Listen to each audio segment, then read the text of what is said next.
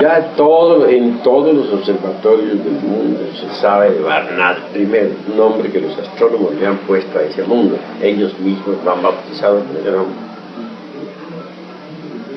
Es un mundo que viene rumbo a la órbita terrestre. Está a la vista de todos los telescopios.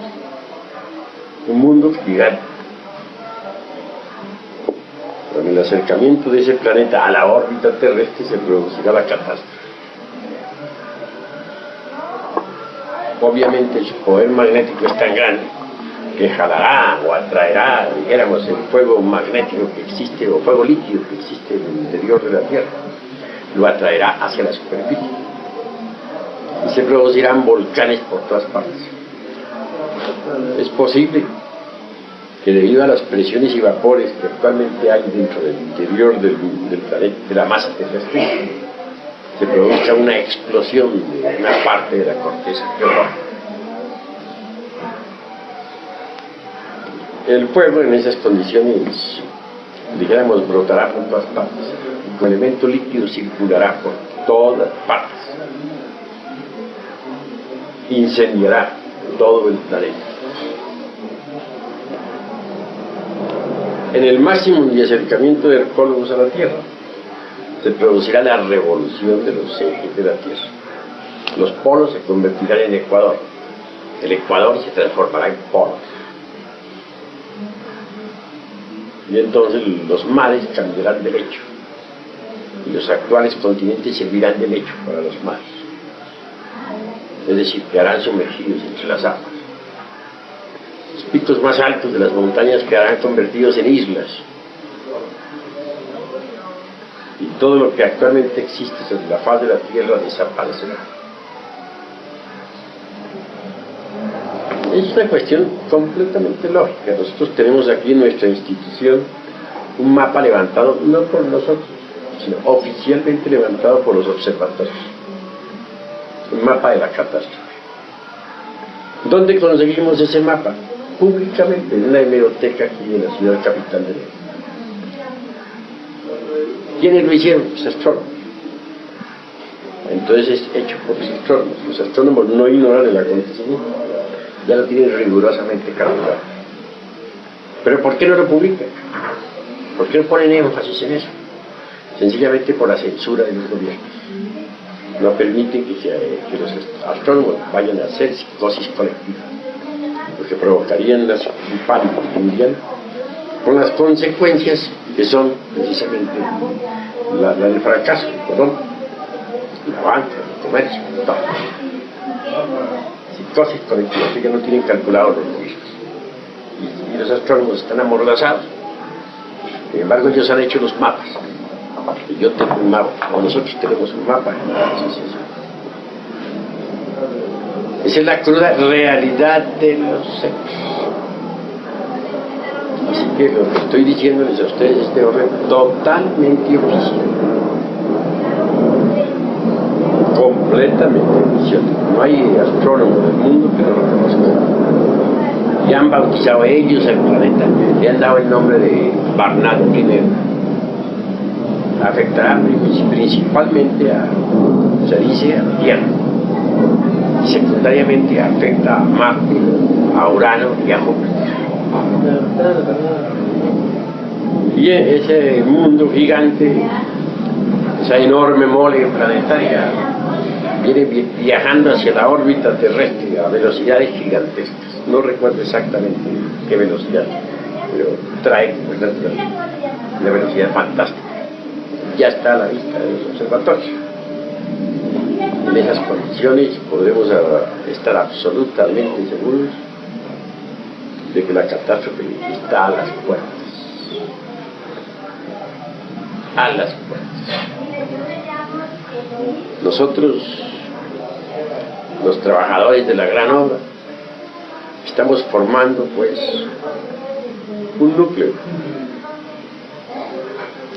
un ejército de salvación mundial, con el propósito de salvar, como se dice, el ahogado, aunque sea el sombrero.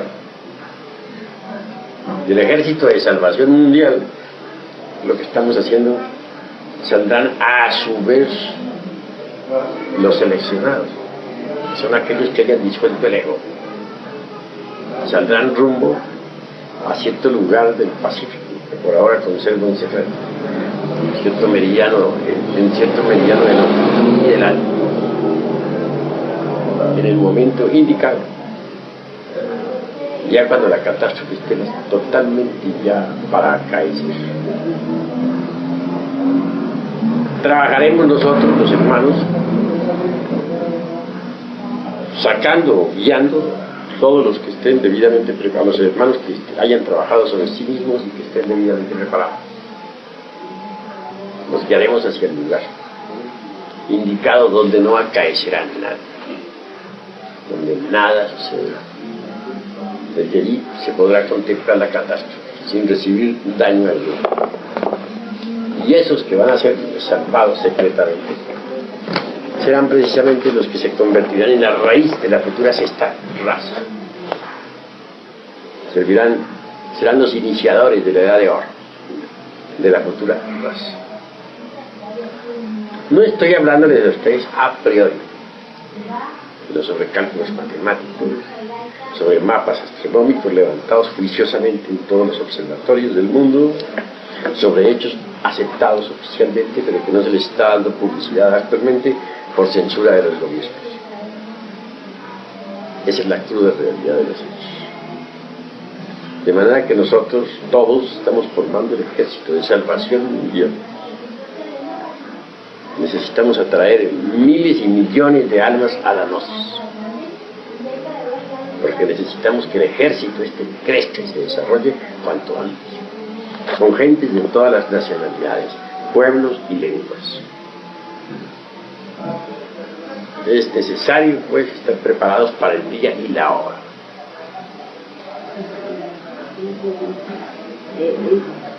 ¿Van las personas que han disuelto el 50 o el 100% de los? Pues hombre, para formar parte, para tener derecho al éxodo, siquiera que hayan disuelto aunque sea la mitad del ego. Porque ya que es tan difícil disolver el 100%, siquiera que tengan el 50% disuelto. Ya es algo. El otro 50% lo disolverán allá mismo, en el lugar a donde van a ser llevados. Pero eso sí, ya para tener derecho a habitar los continentes que surgirán de los nuevos continentes que surgirán del fondo de los océanos, se necesitará inevitablemente haber disuelto el 100% del ego. Porque en la edad de oro de la futura sexta raza raíz, no se le dará cuerpo físico a nadie que tenga ego, aunque sea en un 1%. Porque cualquiera que tuviese ego en esa futura edad sería suficiente como para destruir la edad de oro. Entonces ya no habría edad de oro. La tan anhelada edad de oro fracasaría desde un principio. Porque uno solo corrompe a los demás. Una naranja podrida entre un cesto de naranjas buenas, pues pudría todas. Hay que apartarlo. Si una persona que tenga, aunque sea un 1% de la futura raza raíz, tiene que ser apartado.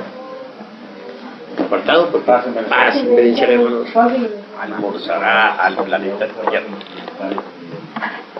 Tiene gigantescas montañas, enormes, profundos mares, profundas selvas. Es un monstruo de los cielos, un coloso.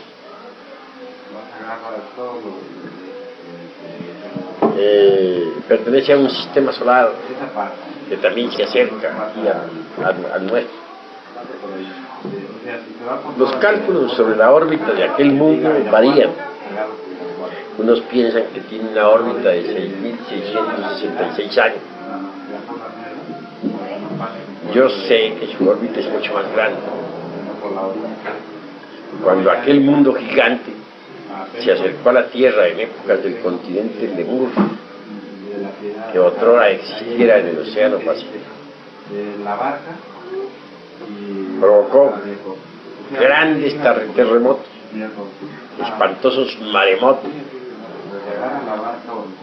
horribles convulsiones geológicas, Y así fue como poco a poco la Lemuria se fue hundiendo entre el océano Pacífico. Restos de Lemuria tenemos la Oceanía, Australia y todas las islas adyacentes. Cuando en épocas del Atlántico aquel coloso se acercó a la órbita terrestre, produjo entonces una revolución de los ejes de la Tierra. Los polos se transformaron en Ecuador. El Ecuador se convirtió en polos. Los mares cambiaron de lecho.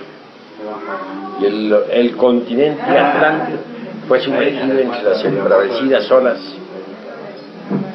del océano que lleva su nombre. Ese es el famoso diluvio universal, registrado por las sagradas escrituras de distintas religiones. Ahora vuelve nuevamente Hercólogos, llamada ahora Barnard I. Se acerca otra vez. Y como secuencia o corolario, traerán naturalmente una gran catástrofe. Ya les he dicho que al acercarse atraerá hacia la superficie del mundo el fuego líquido, lo jalará por inducción magnética,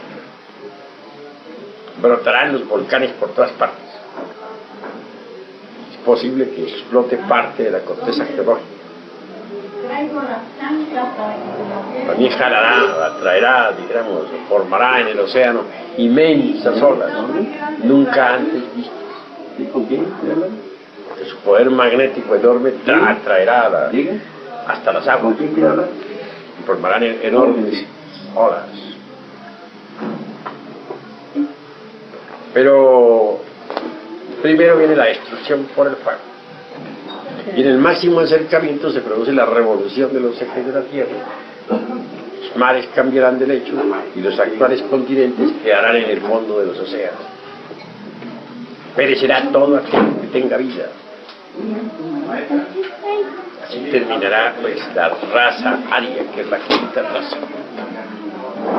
Y posteriormente surgirán del fondo de los mares tierras nuevas para la sexta raza. A nosotros nos toca pues organizar el ejército de salvación mundial con gente de todas las naciones, pueblos y lenguas. Entre ese ejército, entre esos millones de personas que formarán parte del movimiento gnóstico universal, surgirán aquellos que merecerán ser seleccionados. Con ellos se realizará el nuevo éxodo. Tal éxodo se dirigirá hacia un lugar secreto del Pacífico. Desde allí se contemplará la catástrofe sin recibir daño alguno. Cuando surjan tierras nuevas del fondo de los océanos, nuevos continentes, entonces ese núcleo poblará esos nuevos continentes y será la raíz de la futura sexta raza. Esa es la cruda realidad de los hechos. Y en esos continentes del mañana, en el que habrán de servir de escenario a la sexta raza raíz, se creará una nueva civilización y una nueva cultura. Así pues, condición básica para ser seleccionados, condición básica fundamental para poder formar parte del nuevo éxodo, será haber disuelto el ego. Si no totalmente, en forma completa, porque es bastante, por lo menos sí, aunque sea la mitad. Con gente que en un 50% haya destruido el ego, hay esperanza. Si son capaces de destruir el 50% del ego, también son capaces de destruir el otro 50%. Pero con gente que no haya trabajado sobre sí mismo, aunque estén muy bien documentados con la doctrina, pero que no han trabajado, no se puede. Gente así no podrá ser seleccionada. De manera que estamos hablando sobre los hechos. En cuanto a lo que me atañe, insignificante persona que nada vale, no soy sino el instrumento de la gran obra. Eso es todo. El instrumento del Padre. Así que, por ahora, el movimiento está andando ya en América, en todo el hemisferio occidental. Tendrá que desarrollarse muchísimo hacia el futuro. Tendrá que crecer de forma extraordinaria. Continuaremos con Europa, donde habrá que poner un escenario maravilloso mediante algunos impactos científicos es indispensable. Posteriormente completaremos nuestra obra en el Asia, en el continente asiático. Esos impactos científicos que usted habla son relacionados al equipo que van a traer los extraterrestres. Bueno, en nombre de la verdad tendremos que decir que será entregado al mundo el equipo de técnico científico que permita la comunicación con las naves cósmicas y con otros mundos habitados. Los extraterrestres, por tal motivo, con ese equipo ya, cuando lo tenga la humanidad entera, podrán ellos trabajar masivo, dijéramos, difundir en forma masiva o colaborar con nosotros en forma masiva, ilustrando a la humanidad entera. Esto traerá una gran revolución cultural, porque los actuales principios científicos serán demolidos, reducidos a polvareda mundialmente. Todo lo que actualmente se ha convertido en dogma científico será quebrantado. El mismo equipo de comunicaciones, dijéramos de telecomunicaciones, que se va a usar, va a acabar con la televisión y con la radio, ¿no? De manera que los intereses creados se voltearán contra nosotros. Y seremos combatidos terriblemente y odiados a muerte por los poderosos. Los intereses creados nos amenazarán de muerte. Todo eso se irá procesando en este siglo y parte del entrada.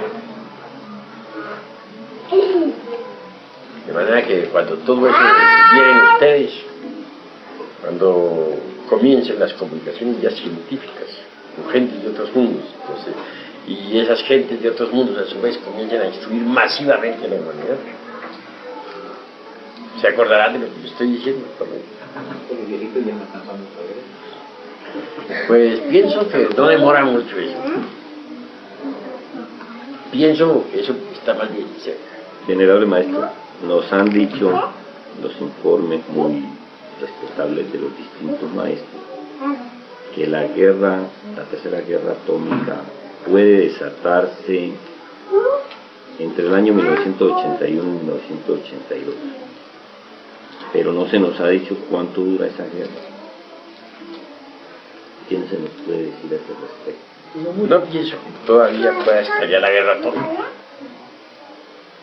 Puede que demore algo más. No estoy de acuerdo que sea por el 81 o el 82. Todavía demora un poco más. Sin embargo, la hecatombe atómica será espantosa. Y todo eso precederá a la catástrofe. Antes de la catástrofe no solamente habrá una tercera guerra mundial, sino otras guerras secundarias que serán pavorosas. ¿Qué dices? Sí. La catástrofe, las guerras serán la antesala. Habrán muchas. Y habrán enfermedades nuevas. Y de hecho ya están apareciendo enfermedades nuevas, desconocidas completamente. que la ciencia no tiene remedio para ellos. Se multiplicará el cáncer en gran manera. Habrá peste por toda la faz de la tierra. Hambre, desolación. Y al fin vendrá la catástrofe final. Los terremotos se irán también haciendo muy frecuentes y serán cada día más terribles, pavorosos. Acabarán con toda esta falsa civilización. Sí, maestro, se sabe que los seres extraterrestres están sacando de aquí gente para llevársela a otros mundos. ¿Será con el fin de autorrealizarlos allá o de intercambiar semillas?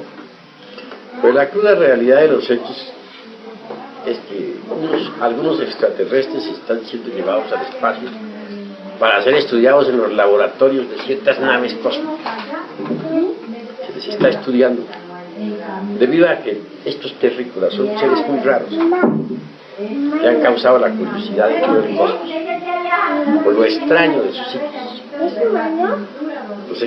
Los terrícolas son gentes dormidas, que se hallan en un estado de hipnosis colectiva. No tienen un sueño normal de la conciencia, sino anormal. Se trata de gentes que están hipnotizadas por ciertas fuerzas, hipnotizadas por la serpiente tentadora del Edén. Y como quiera que viven en un estado sonambúlico tan extraño y reaccionan de forma tan rara, ha llamado la atención es una cosa. Muchos terrícolas son sacados de las ciudades o de los campos y llevados en naves especiales al cosmos. Allí en laboratorios se les ha estudiado y luego se les trae como objetos de curiosidad, otra vez se les deposita en el lugar donde se les toma. Son muy raros los terrícolas, los habitantes de la Tierra, demasiado extraños para todo el cosmos, anormales en un 1000%. De manera que hace como unas 2 semanas se perdieron una gente en el Triángulo de las Bermudas. ¿Esta gente a dónde va? bueno, muchos de las Bermudas se pierden, el famoso Triángulo de las Bermudas, porque ahí hay una puerta abierta hacia la cuarta coordenada y quedan en la cuarta coordenada. Eso es todo. O sea, no tienen, digamos, que ellos suban en un principio espiritual, que allá los preparen. No, es un boquete que se los traga, los meten en la cuarta dimensión terrestre. Pero ahí hay otro mundo, maestro, semejante al nuestro. La cuarta dimensión de nuestro mismo mundo. No la pasan mal ahí, ¿sabes? ¿No te gustaría estar ahí? ¿Cómo no? Pero sin ego, dice. ¿Y qué pasa en la cuarta? ¿Qué? Eso ya está mejor, allá hay otras humanidades que viven mejor. En la cuarta dimensión. Humanidades de carne y hueso que viven mejor. Venerable maestro. Por lo común, los sujetos estos que se pierden en el Triángulo de las Bermudas, que son pasados a la cuarta vertical, en la cuarta dimensión reciben la oportunidad, una gran ayuda para que trabajen sobre la solución de la... Hay que buscar ese escape. Está muy difícil. Venerable maestro, ¿usted opina que los científicos se orientarían mejor a buscar vida en el Cólubos que en otros planetas, verdad? Pues el Cólubos tiene vida. Y si los científicos se dedicaran a estudiar vida en el Cólubos, pues la encontrarían. Eso es claro. El Cólubos tiene vida. Es un mundo que está densamente poblado por una humanidad tan perversa como la de la Tierra. Si vamos a comparar a los terrícolas de los habitantes del Cólubos, allá la ganamos en perversidad. Son perversos los unos, perversos los otros. Iguales. También están ahora en Kali Yuga los habitantes del Cólubos. Están hechos Kali Yuga. Y son terriblemente malignos. Es decir, muy semejantes a los terrícolas. Entonces ellos pasaron por el mismo proceso. Están en ese proceso. Ellos son... Todo. Ellos son tan perversos como los técnicos. Tienen el ego terriblemente desarrollado. Se entiende que entonces nos movemos dentro de la misma dimensión. Sí. Y cosa muy interesante es que el Cólogos hace un juego maravilloso con toda la mecánica celeste. Porque nuestro sistema solar viaja alrededor del cinturón zodiacal. Vaya los 27.000 o póngale los 27.968, poco más o menos. Que no sé por qué no se le ha podido hacer calculizar. Hacen un viaje alrededor de nuestro sistema solar, hacen un viaje alrededor del zodiaco. Una raza no dura más que lo que dura un viaje del sistema solar alrededor del zodiaco. Terminado el viaje, terminada la raza con una gran catástrofe. Pero lo interesante es que siempre al final del viaje llega el Cólogos. Por eso es que no creo en las órbitas de 6.666 años que muchos le han puesto al Cólogos. No la acepto. He visto que el Cólogos solamente se acerca al final del viaje. De manera que entonces hace juego con ese viaje. Llega exactamente para marcar el final a la raza. A veces inicia la catástrofe es el fuego, otras veces es el agua. En la Atlántida fue el agua la que inició la catástrofe, la que produjo la catástrofe, aunque el fuego le hizo su duro. Ahora será el fuego, el primero en entrar en actividad, después el agua. Pero entre el fuego y el agua se definen los destinos de la humanidad. Venerable maestro, y en el Hercólogos la humanidad que hay, siendo de nuestro modo de vivir tan depravado, también se adelantan los procesos científicos intelectivos que nosotros estamos experimentando aquí. Lo mismo, porque estos procesos científicos intelectivos de la humanidad actual, manifiestamente anticristianos, pues se dan en cualquier planeta perverso. Los reyes están pasando por el mismo proceso que tuve acá por el ángel Sakaki. Pues tuvieron un proceso similar, aunque allá no haya sido el culpable el arcángel Sakaki, sino peor. No, pero también tiene sus culpables. Es que son cálculos muy difíciles los que hay que hacer cuando se le quiere dar a la humanidad el abominable órgano fundamental. Una falla cualquiera, por insignificante que sea, en los cálculos transfinitos es un motivo más que suficiente como para que se produzca un fracaso. Se le da a la humanidad el abominable órgano fundamental, pero el error está en los cálculos. El arcángel Sakaki se equivocó en los cálculos matemáticos. Venerable maestro, podemos deducir que el arcángel Sakaki, sin condenarlo porque no nos corresponde, pues simplemente obró por su cuenta y no por la del Padre bien amado. Pues él trabaja bajo la dirección del Padre, pero tuvo como personas humanos errores. Son cálculos muy especiales en matemáticas transfinitas, pero le faltó ser un poquito más matemático. Se equivocó en sus cálculos. No lo hizo con malas intenciones, sino cálculos equivocados. Y cuando que también nos ayudó entre sus cálculos mal hechos, también nos ayudó muchísimo. También trabajó con la humanidad, y dije bien de la humanidad, pero que tuvo una equivocación. Claro, cuando se le quiso quitar a la humanidad el abominable órgano fundante Ecuador, ya fue tarde.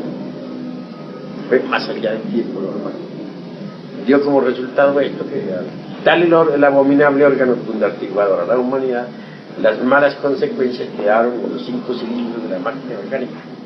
Esas malas consecuencias son los agregados psíquicos, viva personificación de nuestros errores. Y la conciencia, naturalmente, que no es emitida entre esos agregados. Desde entonces la humanidad está sumergida en la inconsciencia, en el error.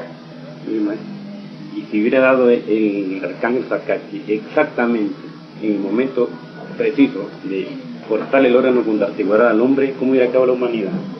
Más o menos equilibrada. Equilibrada. Y sin el ego. pero erró en sus caminos. He ahí el problema. Fue un problema muy grave. Generalmente, ¿qué consecuencia? Bueno, como ya pregunto un poco, yo así que es como más o menos, por ejemplo, ¿en qué seríamos nosotros responsables a ese error? Pues nosotros no somos sino las pobres víctimas Como tal, tenemos que pagar. de la equivocación de los dioses. Así se lo manifestó y se lo manifesté yo mismo a los dioses. Cuando aquí en el desierto de los leones logré ponerme en contacto físico con ellos. Parecerá un poco extraño lo que estoy diciendo y no parecerá extraño, porque en una revista se publicó algo sobre Noraca. Yo aquí en el desierto de los leones tuve la buena suerte de ponerme en contacto directo con un grupo de extraterrestres. Ellos descendieron con su nave del bosque. Se me ocurrió acercarme a ese lugar, un claro del bosque. Se abrió pues una portezuela, descendió la nave, descendió el capitán, digo yo, de su nave, y tras de él pues un grupo de gente extraterrestres. Él era un hombre delgado, mediana estatura, piel cobriza, ojos azules, amplia frente, nariz recta, boca delgada, manos muy alargadas, muy inteligente, genial, genial, un genio, más que hombre es un superhombre. El resto de la tripulación descendió tras de él. Platicamos,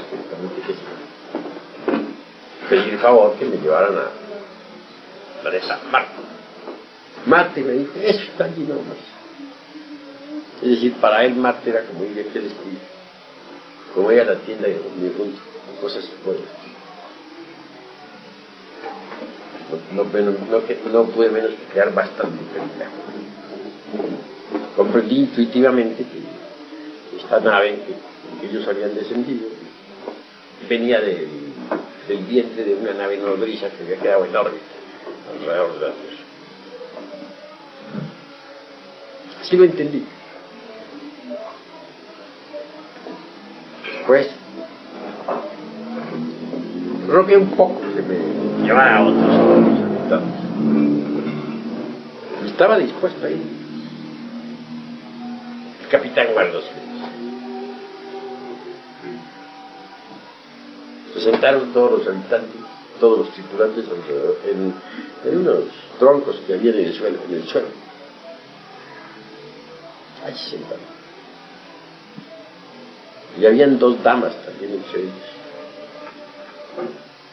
muy ancianas. La una que parecía ser la de más edad, de una edad indescifrable. Se puso de pie y habló en nombre de toda la tripulación. Dijo, si colocamos una planta que no es aromática, junto a otra que sí lo es claro que la que no es aromática se cargará con el aroma de la que sí lo es, ¿verdad? Entonces respondí, así es. Prosiguió. Lo mismo sucede con los mundos habitados del espacio. Mundos que en el pasado andaban mal, se fueron impregnando poco a poco con las radiaciones de los mundos vecinos.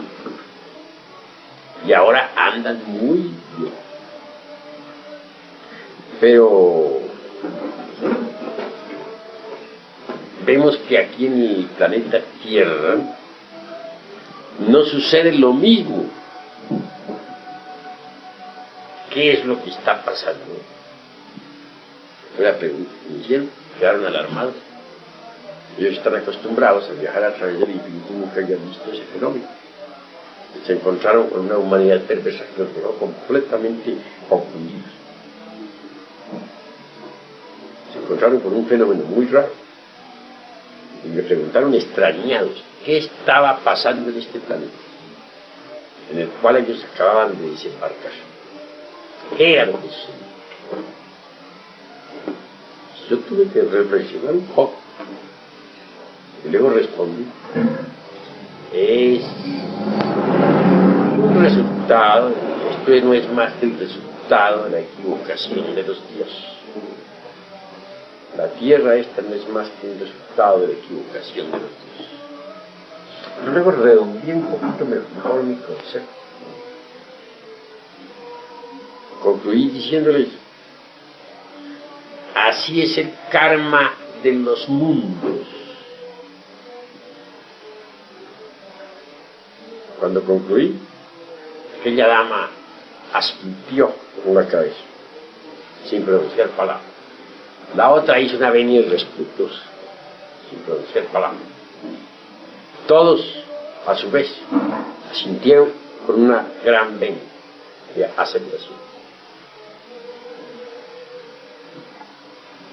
Hasta ahí era la reunión, se pusieron de pie, se despidieron de mí cordialmente, y en momentos en que me despedí del capitán, volví a reiterar mi petición, pidiendo pues se me lleve a otras galaxias, a otros mundos, el capitán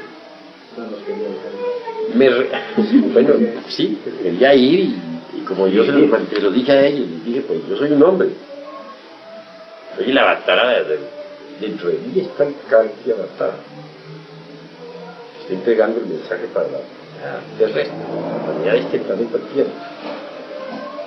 La petición no la hago por mí, por la humanidad, para traerles aquí a los terrícolas pruebas sobre la vida de otros planetas, noticias sobre otras culturas.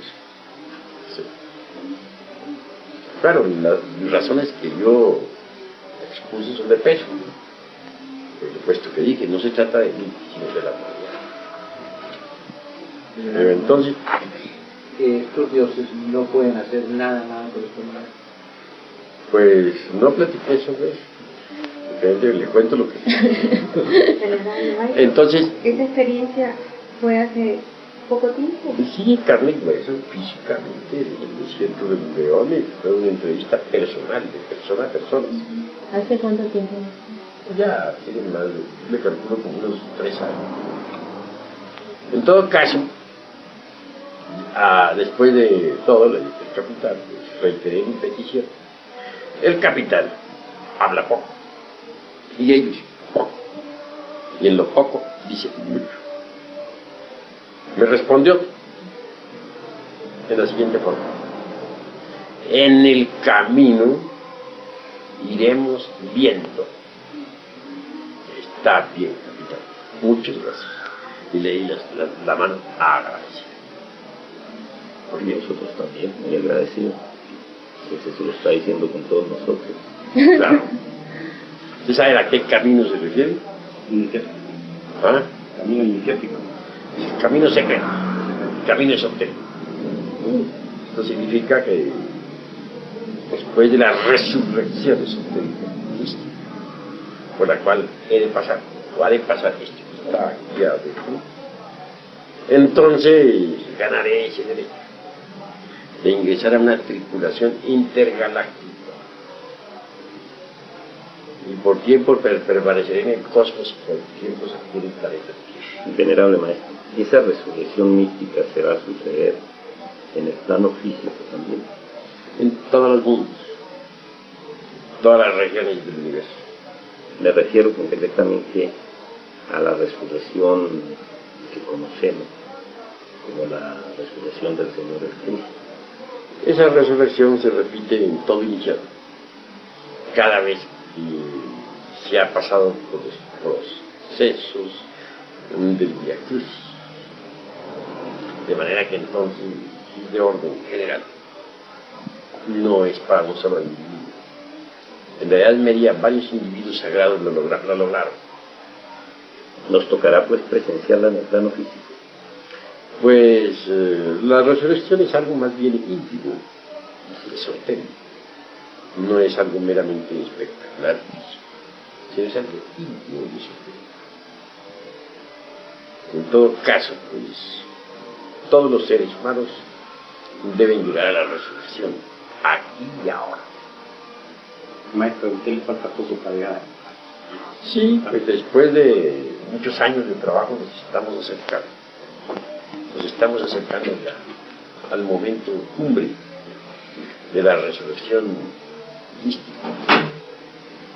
crística, que es tan indispensable pues, para la gran obra. ¿Qué se entiende exactamente como resurrección crística? Pues que el Cristo íntimo tiene que encarnar en el corazón del hombre, debe desarrollarse en el corazón del hombre, debe desenvolverse en el corazón del hombre, debe crecer en nosotros. Y una vez que ha logrado esto, debe predicar la palabra para bien de la humanidad. Mas es claro que siempre que él viene al mundo, ¿no?, le odian tres clases de gentes: los ancianos, los sacerdotes y los escribas. Los ancianos, las personas muy viciosas, llenas de experiencia y serios, le aborrecen porque no encaja entre sus costumbres y entre su forma de ser. Le aborrecen también los escribas, o sea, los intelectuales, porque no encaja dentro de sus férulas, dogmatismos, dentro de esas teorías, y lo rechazan.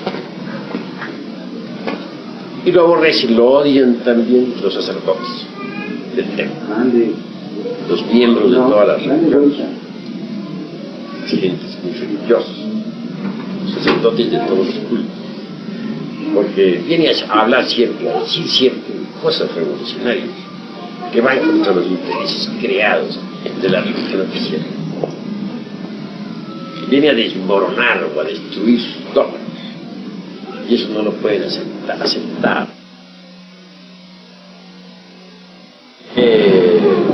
Le toque vivir al Señor dentro del corazón del hombre todo el drama cósmico, tal como está escrito en los 4 evangelios. Las multitudes piden su crucifixión. No se trata de multitudes meramente externas, sino de multitudes internas. Cada uno de nosotros lleva esas multitudes dentro de sí. Me refiero a los agregados psíquicos, a los yoes. Piden su crucifixión.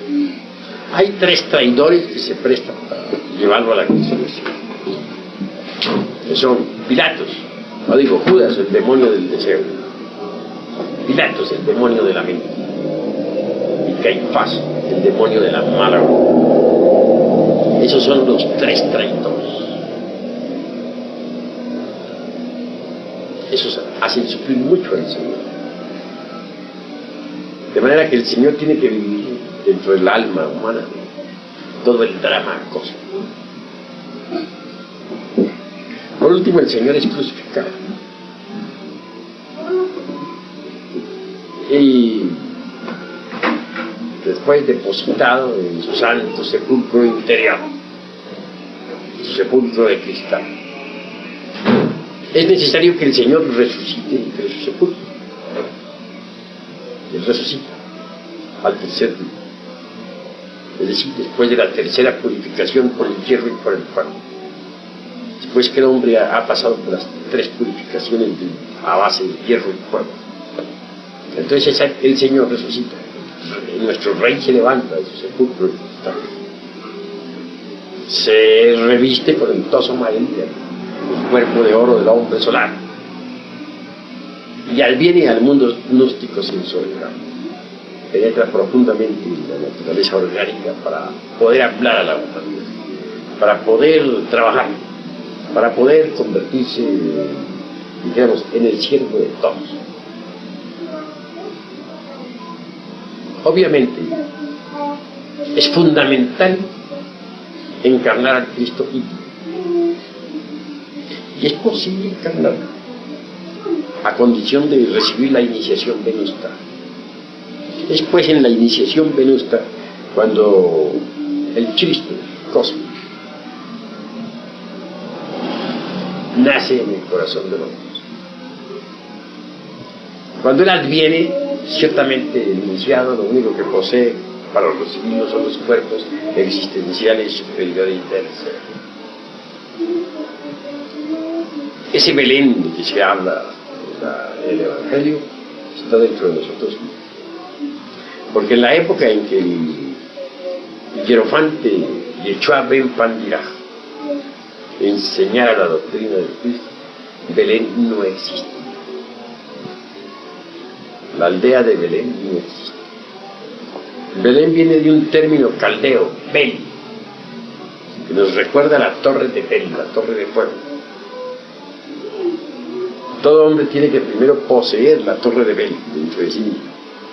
Es decir, tiene que haber desarrollado el fuego dentro de sí mismo, haber elevado el fuego a la torre, a la parte superior de la cabeza, para poder recibir al Señor. Él nace, se dice, también en un establo, porque cuando el Maestro viene, todavía nosotros no hemos destruido los agregados psíquicos están allí, pero el Señor trabaja ayudándonos. Tiene que hacerse cargo de nuestros procesos del pensar, del sentir, del obrar. Siendo Él verdaderamente un perfecto, tiene que revestirse con la imperfección. Siendo Él una criatura absolutamente santa, tiene que revestirse con la criatura del pecado. Y hacerse dueño de nuestros procesos de pensar, de sentir, de lograr. Él tiene que destruir a los elementos inhumanos que nuestro interior cargamos. Conforme los va eliminando, va creciendo, se va desarrollando. Así que cuando ya llega a hombre y puede predicar la palabra, lo ha hecho a base de grandes sacrificios. Y por último, él tiene que vivir dentro del corazón del hombre todo el drama cósmico, tal como está en los 4 evangelios. Y tiene que ser muerto, porque con su muerte mata a la muerte. Y tiene que resucitar en nosotros. Y ya resurrecto nos da la inmortalidad. Y ya resurrecto en nosotros se convierte en verdad en un maestro de resurrecciones, en un verdadero trabajador eficiente de esta gigantesca gran obra. De manera que ustedes van viendo. Venerable Maestro, es entonces cuando se llama el Cristo cósmico. El Cristo cósmico es el Cristo cósmico, ¿cierto? El Cristo no es propiamente un individuo, ni humano ni divino. El Cristo en sí mismo es una fuerza cósmica, universal, que bulle y palpita en todo átomo, todo electrón, todo ion. Se encuentra latente todo lo que es, así será. Pero puede manifestarse a través de cualquier hombre que esté debidamente preparado. Así pues, si pensamos que Jesús de Nazaret, la única expresión del Cristo, estamos muy equivocados. Así como el Cristo en aquella época se expresó a través de Yeshua ben Pandiraj, así también se expresó en aquella época a través de Juan el Bautista. Y es el mismo que se expresó a través de Moisés, resplandeció en su rostro en el monte Nebo. Y es el mismo que enseñó la sabiduría hermética por el nombre de Hermes Trismegisto. Y es el mismo Señor Quetzalcóatl. Así que el Cristo es la fuerza. Se expresa a través de cualquier hombre que esté debidamente preparado. Y al decir hombre, incluye también al elemento femenino. Puede expresarse a través de cualquier mujer que esté debidamente preparada. Y el segundo logo es otra cosa. Estoy hablando de Cristo, que es el segundo logos, ¿no? El segundo logos. Es decir, Ya se entiende que el primer logos es el Padre, se entiende que el segundo logos es el Hijo, y se entiende que el tercer logos es el Espíritu Santo. Venerable Maestro, yo he entendido que el único proceso de realización es a través de los tres factores de la revolución de la conciencia, aquí y ahora. Pero alguien propone que podría trabajarse en el Maituna un hombre en su cuerpo físico en cualquier circunstancia y una dama en estado astral. ¿Nos puede dar una enseñanza concreta a ese respecto? Bueno, en el Tíbet se habla mucho de las dakinis y algunos monjes que en el mundo físico no tienen esposa sacerdotisa se han desposado con dakinis, señoras que andan por las nubes, se dice. Extrañas señoras, por cierto, ¿no? Que vuelan por las nubes, pues son las dakinis. Son ciertas criaturas muy especiales. Y viven en el astral. Bueno, en el astral y en el mental y en el causal y en todas partes. Obviamente aquellos monjes se han desposado por ellos y han realizado todo su trabajo esotérico con ellos, han trabajado en la novena esfera con ellos. A su vez, mujeres de cierta categoría espiritual han podido desposarse con devas y trabajar en la novena esfera con devas sin necesidad de tener un hombre de carne y hueso. De manera que entonces eso es posible. Pero es posible para aquellas gentes. Realmente es muy poco el ego que tienen ya. Que una mujer tenga el alto honor de desposarse con un deva, pues obviamente tiene que tener un grado de pureza tremendo, ¿no? Haber destruido mucho del ego. Solo así podría recibir un deva por la vida. Para que un hombre pueda recibir por sacerdotisa un ataque, tiene que haberse purificado mucho, haber eliminado muchísimos agregados. ¿Jesús está San Francisco y eso? Francisco, es posible que... Bueno, él ya había trabajado en vidas anteriores. En su nueva existencia, tiene que haber trabajado por alguna de aquí. Son casos extraños que no son comunes. Mi maestro, la diferencia entre vivir el drama cósmico en el mundo interno y vivir el drama cósmico de forma pública como lo vivió el Maestro Jesús, existe mayor mérito en realizar ese drama en el plano público. Les voy a decirte, Gautama, el Buda Sakyamuni, enseñó la doctrina del Buda íntimo de todos los seres humanos. La doctrina que el Buda íntimo de cada tuyo y el mío y de cada cual tiene. Gautama la expuso públicamente. Jesús de Nazaret enseñó la doctrina del Cristo íntimo, tal como la han vivido los iniciados de Lemuria, de Atlántida, de la época asiática y de todas las edades y siglos. Ese drama cósmico vivido por Jesús siempre se ha vivido secretamente. Lo vivieron todos los iniciados antes de Jesús y lo siguen viviendo todos los iniciados después de Jesús. En cuanto al maestro Yuchua Pandira, él lo sacó, digamos, de allá arriba, sacó del mundo causal y lo vivió, lo personificó en el mundo físico. Para vivir ese drama tuvo que preparar a sus discípulos, enseñarle a cada uno su papel, de manera que cada cual representara su papel y cada cual lo representó realmente. Él expuso el drama, lo enseñó públicamente para que sirviera de guía a la humanidad en un futuro, sirviera de poste de indicación. Pero el drama no es propiedad de él, ni propiedad mía, ni propiedad de nadie.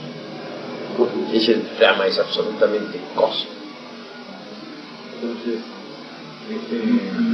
Judas Iscariote, entonces es uno de los grandes iniciativos. Judas Iscariote realmente no quería el papel de Judas. Él quería el papel de Pedro. Pero Jesús preparó a Judas para el drama que tenía que representar, y Judas lo representó a la maravilla. Pero Judas Iscariote jamás traicionó a Jesús. Tuvo que aprenderse de memoria todo lo que corresponde al Evangelio de Judas. Para poder comprender el Evangelio de Judas bien hay que estudiar a Zacarías. Ahí se mencionan las 30 monedas de plata, con que fue apreciado y despreciado, etc. El dinero que se utilizó para comprar un terreno para los difuntos, etc. Todo eso está, el tipo de moneda, y todo eso está inscrito en Zacarías. De manera que Judas tuvo que aprenderse todo eso, revisar las Sagradas Escrituras y hacer bien su papel. Pero el que tenga algo de traidor, nada. Un papel le enseñó Jesús, y que él no quería además. De manera que el maestro Judas tiene un evangelio, la disolución del ego. Renunció él mismo a toda felicidad y vive actualmente en los mundos inferiores, trabajando por los perdidos, por los que no tienen remedio. De verdad que es el único que no ha recibido honores, que ha sido odiado, insultado, y que sin embargo ama a la humanidad, puesto que se sacrificó por la humanidad y entregó hasta su misma vida y felicidad por la humanidad. Después de Jesús, el hombre más grandioso que hay se llama Judas Iscariote, y es el más despreciado y es el más odiado de todos, y nadie ha comprendido su sacrificio, porque hasta para Jesús de Nazaret hay lágrimas, agradecimiento, gratitud.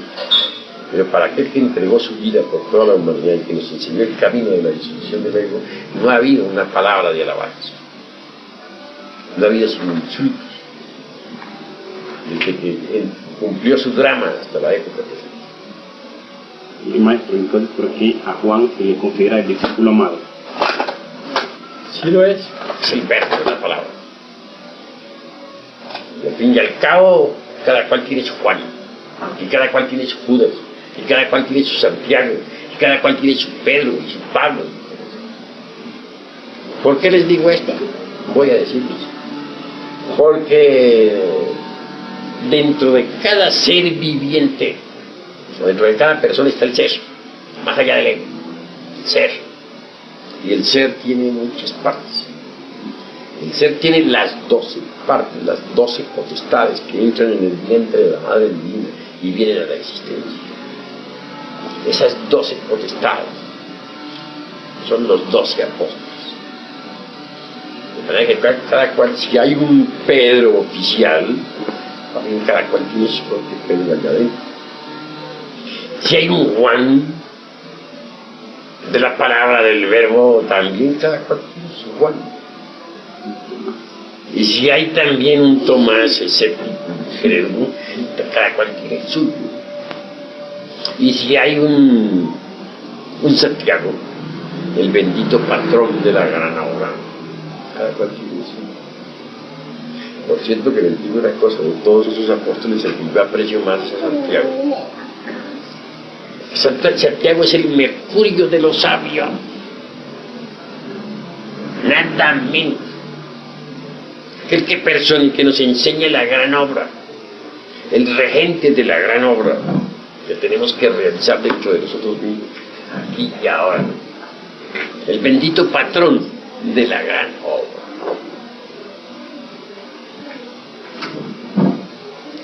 Así que les digo a ustedes en nombre de la verdad, Santiago vale la pena tenerlo en cuenta, porque gracias a él podemos ser instruidos en la gran obra. Nuestro Padre que está en secreto, viejo de los siglos, nos enseña los grandes misterios de la gran obra a través de Santiago. ¿Y cómo podemos entrar en contacto con qué proceso? A ver si pusiera el hielito ahí. Ve a ver, por favor. Qué explícito. Luis, es de la tierra de los ricos. ¿Qué me decías? Para alcanzar, digamos, para uno comunicarse o pedir ¿sabe qué forma se puede hacer para pedir o qué método para pedir? Pues a Santiago se le puede pedir cuando uno está trabajando en la gran obra, que lo sabe, que lo oriente a uno en la gran obra. Sobre alquimia sí he escrito, por ejemplo, mucho, pero nadie puede dar una explicación juiciosa sobre la gran obra porque no están viviendo la gran obra. Para poder entender la gran obra se necesita recibir el don de ellos. O sea, haber recibido ese don del viejo de los siglos que le permite a uno entender los misterios de la gran obra. En todo caso, quiero decir lo siguiente: esos 12 están dentro de nosotros, las 12 potestades, muchas veces, 12 partes de nuestro propio ser, autónomas, autoproducidas e independientes. Está fraccionado el ser, ¿no? No está fraccionado. No, durante la manifestación se expresa como una pluralidad. Las 12 facultades o 12 potestades penetran en el vientre de la Divina Madre Kundalini para venir a la existencia del mundo de la forma. Y personifican exactamente a los 12. Y eso es bastante interesante. Así pues nos interesa mucho apelar a Felipe para las salidas astrales. ¿A cuál Felipe? ¿El Felipe histórico? Bueno, ya, el Felipe íntimo. Para los estados de giros, para las salidas astrales. Se necesita apelar a Santiago para conocer los misterios de la gran obra.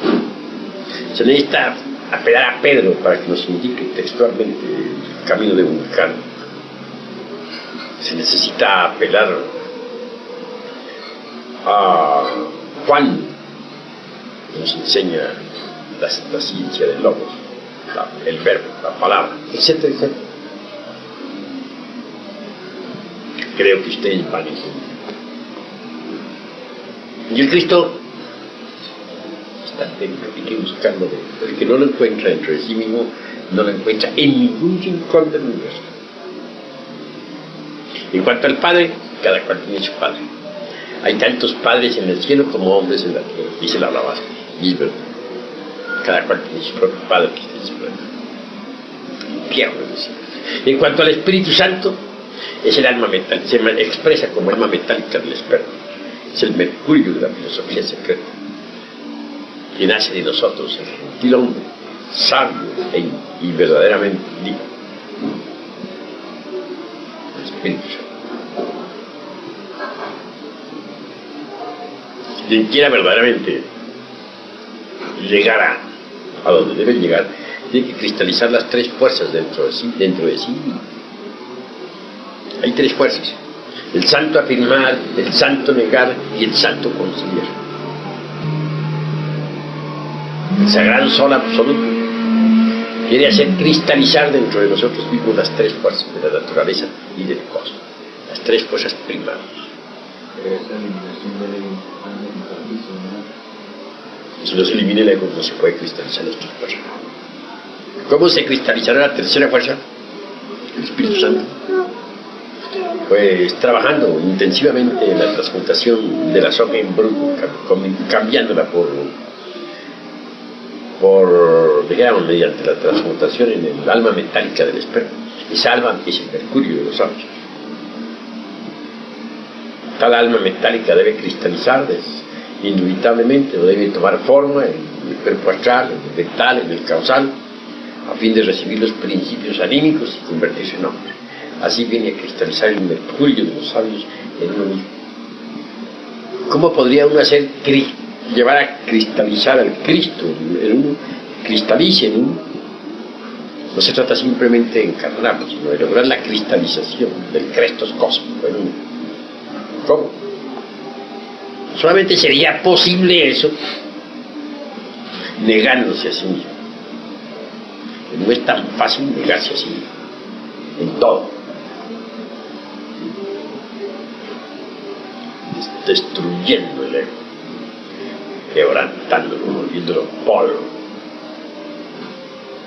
¿Y cómo haría uno cristalizar en sí mismo al viejo de los siglos? Padre, haciendo su voluntad, tanto en los mundos superiores como en el mundo físico. Sí, haciendo cristalizar en nosotros, cristalizando en nosotros las tres fuerzas primarias de la naturaleza y del cosmos, nos convertiremos en hombres solares. Y eso es lo importante. Porque una cosa es convertirse hacerse uno hombre, y otra es convertirse en hombre solar. Uno se hace hombre cuando fabrica los cuerpos existenciales superiores del ser y recibe sus principios anímicos, mundos. Y otra cosa es hacerse el superhombre u hombre solar, que es lo mismo. Solamente sería posible cristalizando la totalidad de las tres fuerzas dentro de uno mismo, aquí y ahora. Por eso se le llama el Hijo del Hombre al Maestro de Jesús. El Maestro Jesús hay que encontrarlo dentro de sí mismo. Cada uno de nosotros en su interior debe encarnar al Maestro Jesús. Porque eso de que el Maestro Jesús, un señor que existió hace 1976 años, es un poco equivocado. Porque resulta que Jesús viene de la palabra Yeshua en hebreo. Y Yeshua en hebreo es Salvador. Cuando el Cristo resuelve venir a la manifestación cosas en cualquier hombre, sea en ti, o en mí, o en Pedro, o en Pablo, o en el vehículo de los palotes, tiene que descender desde su elevadísima esfera crística al mundo del alma humana, ¿no? Incuestionablemente tendrá que nacer en el hombre como un salvador, y su nombre será siempre Yeshua, Jesús, Cristo Jesús, porque siempre será el salvador dentro de uno. Así es que se debe entender, porque Yeshua Ben Pandirá, el que enseñó esta doctrina, no la sacó de su propia cosecha. Esta doctrina es cósmica, es universal, existe toda criatura que vive, porque hay que encontrarla dentro de uno mismo. Pero Yeshua tiene la ventaja de haberla enseñado en forma alegórica o simbólica en el mundo físico, para que la gente la entendiera.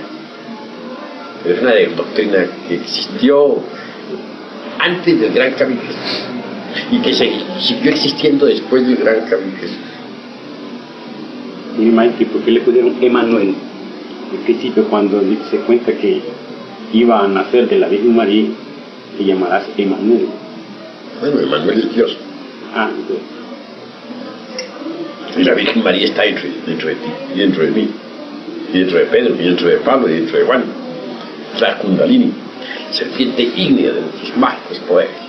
Cuando el Cristo quiere venir a la manifestación, desciende de su elevadísima región, y penetra como un rayo de luz, dijéramos, en el vientre de la Madre Divina Kundalini. De ella nace para tomar posesión del cuerpo físico de cualquier hombre que esté debidamente preparado.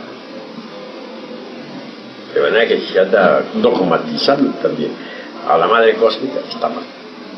La Madre Cósmica no solamente existió en aquella época de Jerusalén, la Madre Cósmica está dentro de cada cual. Bueno, ahora, Maestro, que aquella energía conocida como Nous bien pudiera ser la fuerza crística. La energía Nous se conoce en algunas escuelas.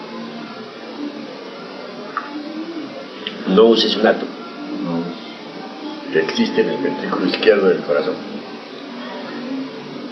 Una palabra que realmente no define muy claro la fuerza crística. La fuerza crística tiene sus propios nombres siempre. Es la fuerza del Cristo, Vishnu. Es una fuerza ingente que se encuentra en todo lo que es así que se expresa a través de cualquier hombre que esté debidamente preparado. En la Edad Media varios hombres estuvieron preparados, recibieron esa fuerza crística. Entonces el Cristo cósmico se expresó a través de varios hombres debidamente preparados en la Edad Media. Eso es todo. Poco a poco hay que ir entendiendo los misterios crísticos. Mi maestro, voy a hacer una pregunta que tiene que ver siempre con la sabiduría. Muchas gracias. ¿Existió realmente este ser San Cipriano como un santo o fue un mago negro que realizó esa obra de magia negra que se llama el libro infernal? Bueno, es muy inferior. Y, San Cipriano fue un mago negro, después se había vuelto blanco, eso no importa eso. Pensemos en el Crestos, que es más importante, el Logos. Allá arriba está el Padre, el Logos y el Espíritu Santo. Perdón, maestro, que si quiere más. Bueno, sentado. Aquí abajo está el aliento, la sangre y el agua. De manera que el triángulo de arriba y el triángulo de abajo así forman el sello de Salomón. El sello de Salomón tiene 12 radiaciones, porque las 6 puntas que tiene son masculinas. Las 6 ondas entradas entre punta y punta son femeninas. Ese sello de Salomón representa pues al Logos. Y mediante la alquimia se transforma en las 12 constelaciones del zodíaco, tanto en el macrocosmos como en el microcosmos. Así que el sello de Salomón no es otra cosa sino en el sello de Salomón se cierran los misterios de la alquimia. Lo primero que nuestros estudiantes tienen que hacer es aprender a preparar el mercurio de los sabios. En ese mercurio no se puede hacer la grano. ¿Cuál es ese mercurio? ¿De dónde lo vamos a sacar? Pues es el alma metálica del esperma sagrado que transmutar. Cuando se transmuta en la novena esfera, viene lo mejor. Entonces el azogue bruto, que no es otra cosa que el mismo esperma, se convierte en energía. Con esa energía se hace la grano. Pero la preparación del mercurio exige mucho cuidado, porque en las aguas mercuriales tienen que pasar por muchos procesos. Eso es obvio. En principio esas aguas son negras. Cuando se está trabajando con esas aguas se dice que se está trabajando con Saturno. Son inmundas en principio. Más tarde esas aguas se vuelven blancas. Tan negras se les alegoriza con el cuervo negro de la alquimia, el cuervo de la putrefacción y de la muerte. Pero si se sublima el trabajo, si se vuelve más espiritual, si se le da refinación, entonces las aguas se tornan blancas.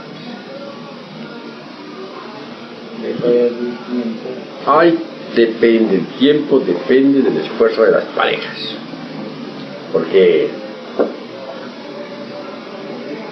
si las parejas no refinan el sexo, sino que lo dejan actuar torpe y brutalmente, de forma animalesca, pues las aguas permanecerán negras hasta que ellos las dejen negras, y demorará por tal motivo el advenimiento del fuego. Eso es claro.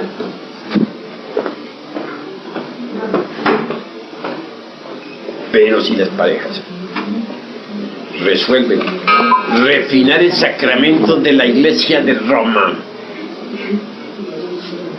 ¿qué sucederá? Que las aguas se volverán blancas. Y si siguen refinando más y más y más y llegan a ser de la cópula química o metafísica, un culto realmente sagrado, las aguas se volverán amarillas. Al llegar a ese nivel, tales aguas estarán listas para recibir el azufre de los santos. ¿Cuál es el azufre? El fuego. El fuego. El fuego.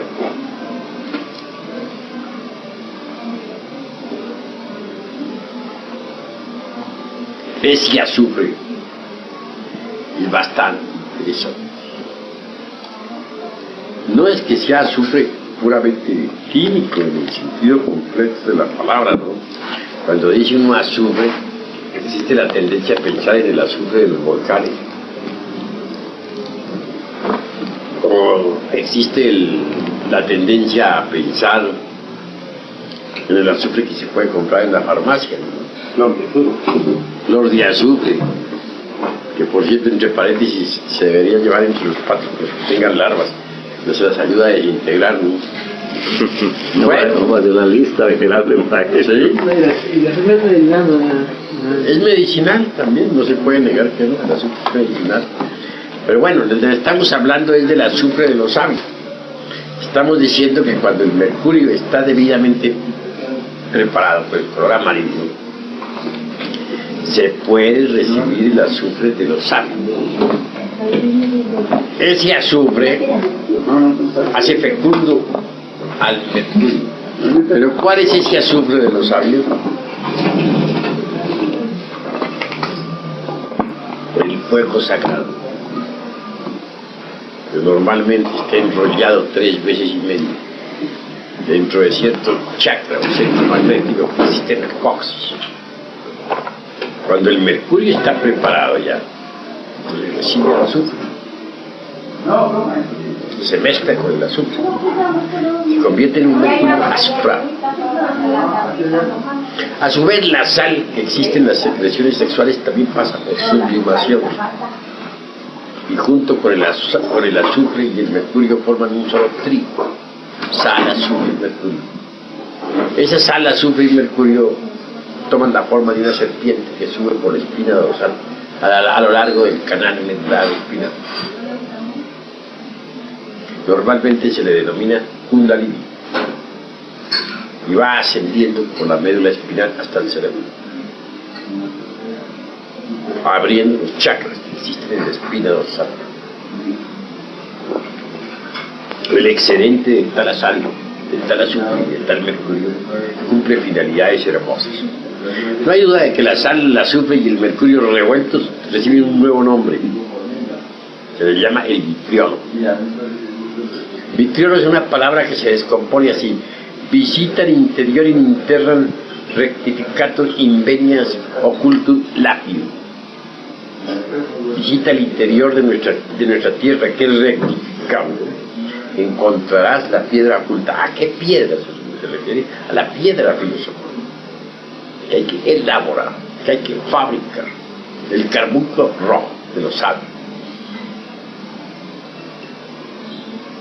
Bien, pero decía a ustedes que el excedente de la sal, el azufre y el mercurio, el excedente de vitriolo, que no es sino mercurio azufrado, un poco de sal sublimada, viene a cristalizar dentro de las células, dentro del interior del organismo, en la forma extraordinaria y maravillosa de un cuerpo sideral o astral.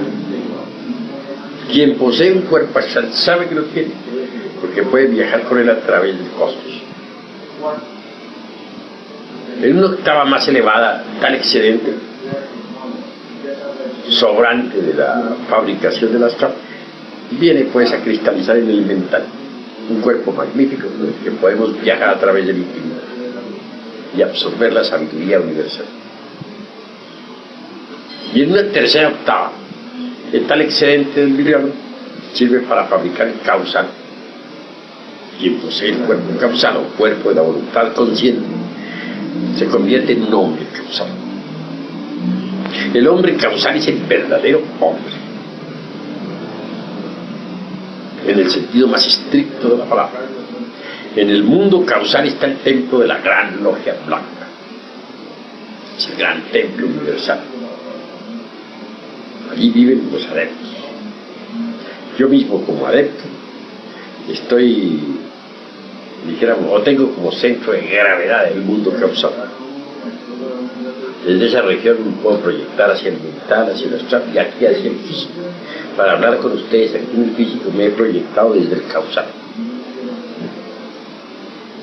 Pero mi centro de gravedad está en el causal.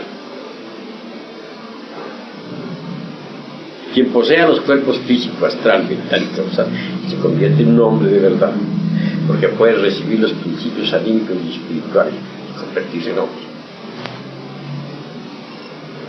De manera que hay que preparar el mercurio de los sabios para fabricar los cuerpos. Pero eso no es todo. Si uno desea en verdad marchar por la directa, recibir la iniciación venusta, cristificarse, convertirse en hombre solar, pues tiene forzosamente que entonces eliminar el ego. En alquimia se dice que para poder uno hacer oro hay que eliminar el mercurio seco y el azufre arsenicado o azufre venenoso. El mercurio seco está constituido por todos los agregados psíquicos que en su conjunto forman el ego. Los agregados psíquicos personifican a nuestros defectos de tipo psicológico. Hay que desintegrarlos para poder fabricar oro. Nuestro ser tiene muchas partes. Una de las partes autónomas y autoconscientes de nuestro propio ser es el antimonio, que no es meramente una sustancia química, sino un artífice de nuestro propio ser. Él es quien fijará el oro en el mercurio. Nuestros cuerpos estarán constituidos por mercurio azufrado, pero quien fija realmente el oro en el mercurio azufrado es el antimonio. Se irá fijando el oro en los cuerpos existenciales superiores del ser a medida que vayamos eliminando los agregados psíquicos, es decir, el mercurio seco y el azufre certificado o azufre venenoso o fuego infernal. Y así es que los cuerpos tienen que tornarse en vehículos de oro. Cuando el cuerpo astral, por ejemplo, se ha convertido en un vehículo todo de oro puro, de la mejor calidad, se lo devora la serpiente, lo traga, la kundalini.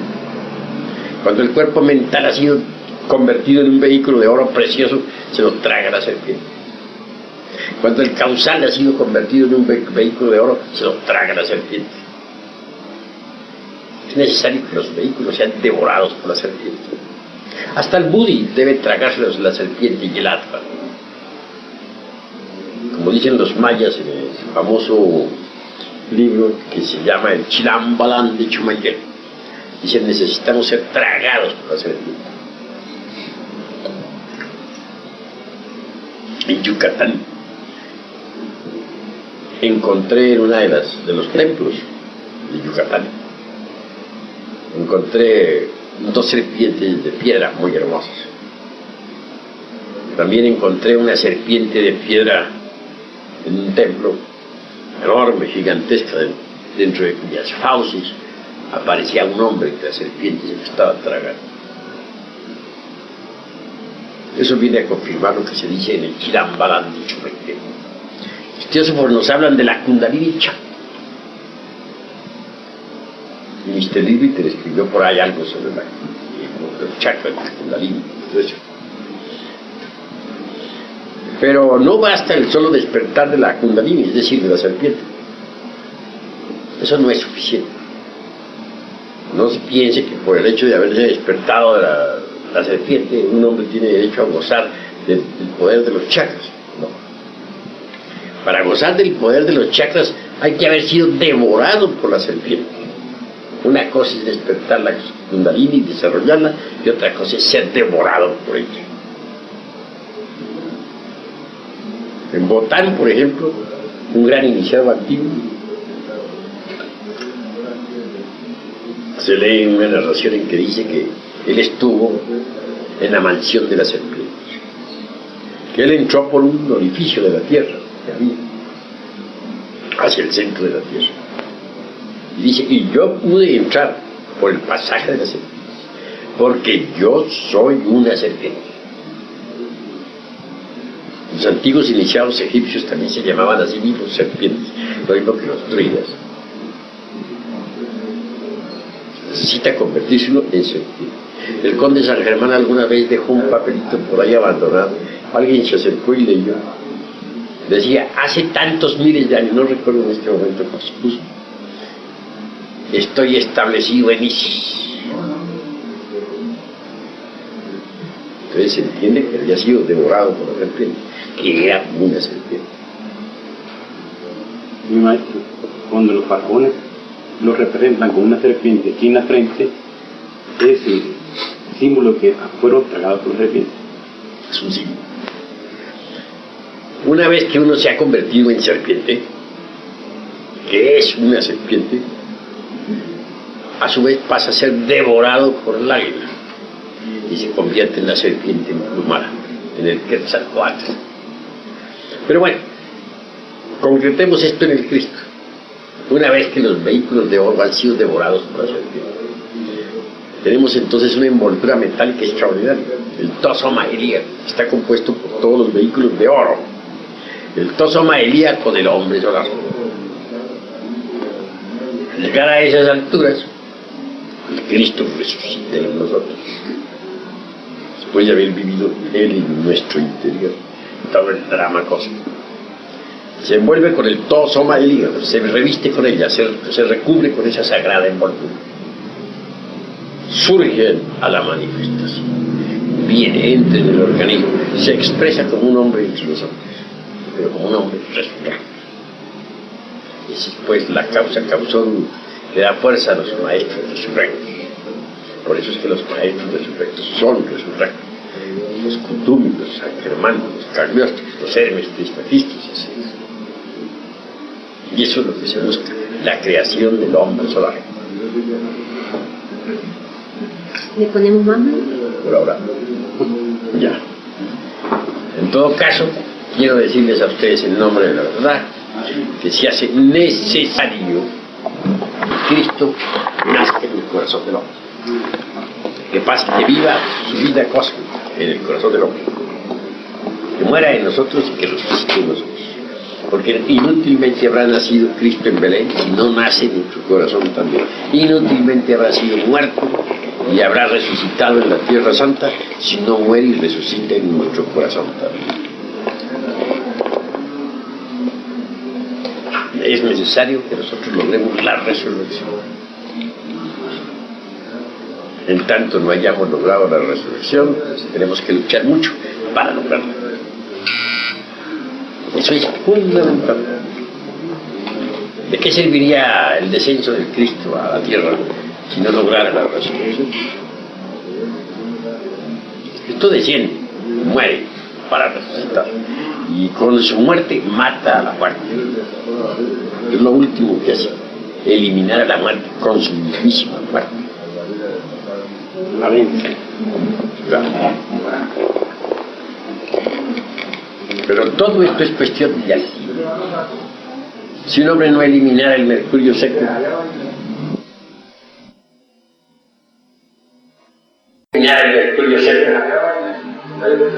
son los agregados psíquicos y la personificación de nuestros errores, pues entonces no podría fabricar el oro. El oro se necesita para los cuerpos existenciales superiores para salir del mundo. No podría fabricar. ¿Cómo lo fabricaría? ¿Sientes? Pasa.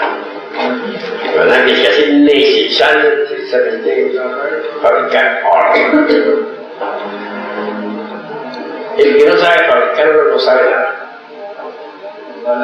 Porque el que manda es el oro. Un hombre puede ser muy sabio, muy erudito, todo lo que ustedes quieran, pero si no fabrica oro está perdiendo el tiempo. Porque hay que fabricar oro. Porque el oro es el oro. Bien, maestro, ¿y la alquimia qué significa? El león de justicia, el león es el león de justicia, el sol a su vez es el león de justicia. Son uno. Claro, la transmutación de soltero para solteros. Digamos, ¿hasta qué se puede lograr? ¿Hasta qué logro alcanza un soltero con la transmutación? Bueno, dentro de su autorrealización. Y todos los sistemas de transmutación para los solteros son relativos. Sirven hasta cierto punto y más allá ya no sirven para nada. Ni siquiera el valor inmundo sirve para siempre. Podrá servir por unos añitos mientras el hombre se consigue una mujer.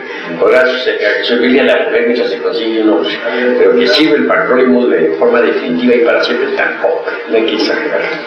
Por un tiempo le permite transmutar mediante la respiración, mediante el pranayama, etc., las secreciones sexuales, convertirlas en energía.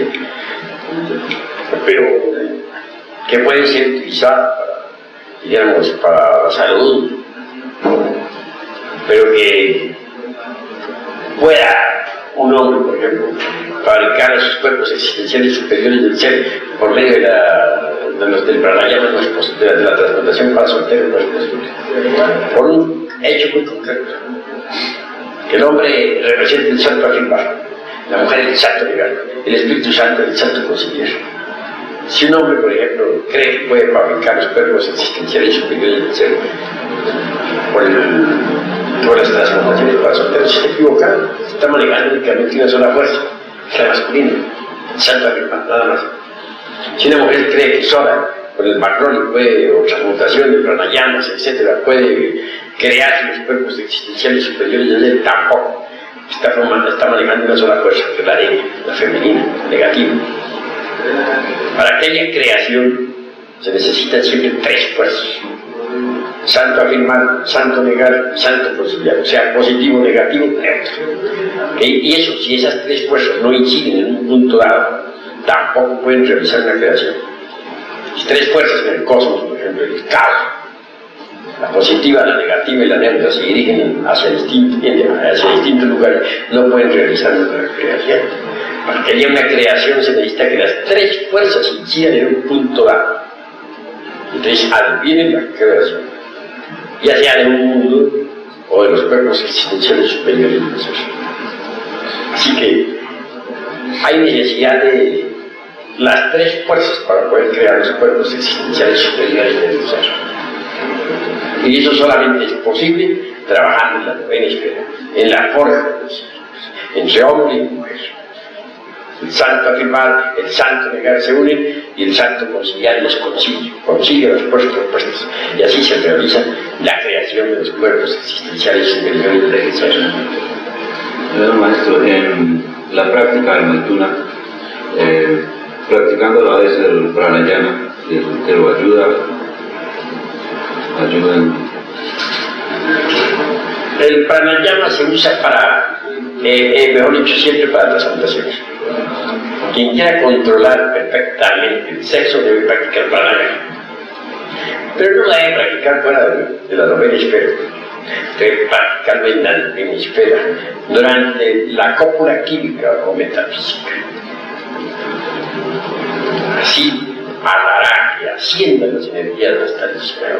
Se ayudará de esa manera y de ese modo, y evitará mediante la respiración la caída sexual. Evitará derramar el vaso de Hermes Trismegisto, 3 veces grande Dios y villetante. De verdad que por eso es que en la Edad Media a los alquimistas se les llamaba sopladores. Todos los alquimistas en la Edad Media se les denominaba sopladores, porque durante la práctica del Maituna estaban usando las fosas nasales para transmutar. Practicaban el pranayama precisamente durante la cópula metafísica. Y así controlaban el sexo, evitaban caerse, estaban caídos los sopladores. ¿Ah? Sí, ¿por qué en los laboratorios alquimistas aparecen siempre unos grandes fuelles?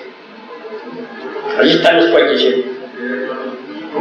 Los profanos pensaban que se trataba de fuelles físicos, de verdad, para estar soplando las brasas encendidas, ¿no? No hay tal. Estos son los fuelles. Estos son los que se usan muchísimo durante el Maituna para controlar, pues, el sexo. El pranayama se debe usar en plena cópula metafísica para hacer subir la energía al cerebro. Ahora sí que es un excelente maestro terminar la alquimia y puede continuar haciendo un pranayama. Ya está. Lo interesante es en la práctica. Es como querer tú sacar los cuellos de la cocina para ir a soplar al aire. Ya no tiene caso. Los cuellos es cuando se necesita. Pues claro. O como querer ordeñar la vaca después de que te la ordeñó. O como querer que algo así por el estilo. Entonces los cuellos son en el lugar donde se dice stop. Eso es todo. Sí, yo me refería a cuando empieza el peligro de caer y que uno se retire y entonces queda cierta energía, entonces todavía templado. No significa que está mal el trabajo. El trabajo debe ser correcto, formal. Y el pranayama se hace precisamente durante la cópula metafísica. Y así se el peligro de caer. Se controla con la expresión. Así es como proceden todos los sopladores. No dejamos los alquimistas de llamarlos sopladores. Así se nos llamó en toda la Edad Media y seguimos llamándolos sopladores. Usamos los puentes en el laboratorio. Así es. Maestro, si una persona no logra casarse, digamos, probablemente por condiciones kármicas, tiene que quedarse para la próxima, o puede hacer una petición o algo para lograr. Pues hacer la petición se hace. Lo que falta es saber y se nos concede. Si un padre considera que se le debe conceder al hijo la petición, se la concede. Si considera que no se le debe conceder, pues no se la concede. Y si no se le concede, pues hay que tener paciencia, dedicarse a trabajar sobre sí mismo hasta donde es posible, y en una futura existencia, pues continuar con el trabajo. Pero no por eso llenarse de sí mismo, sino dedicarse a trabajar sobre sí mismo hasta donde es posible, al máximo de posibilidades, y continuar en la futura existencia. Señora maestra, nosotros hemos estado enseñando que si a una persona le corresponde casarse con una dama o una dama con una mujer, kármicamente y estando dentro de la gnosis, con un conocimiento más o menos de fondo, le puede cambiar ese karma. ¿Cómo es posible eso? Pues los karmas pueden ser perdonados, también pueden ser negociados. Eso es obvio. Pero hay un tipo de karma que no admite negocios y perdones jamás. Y es aquel que corresponde a los pecados.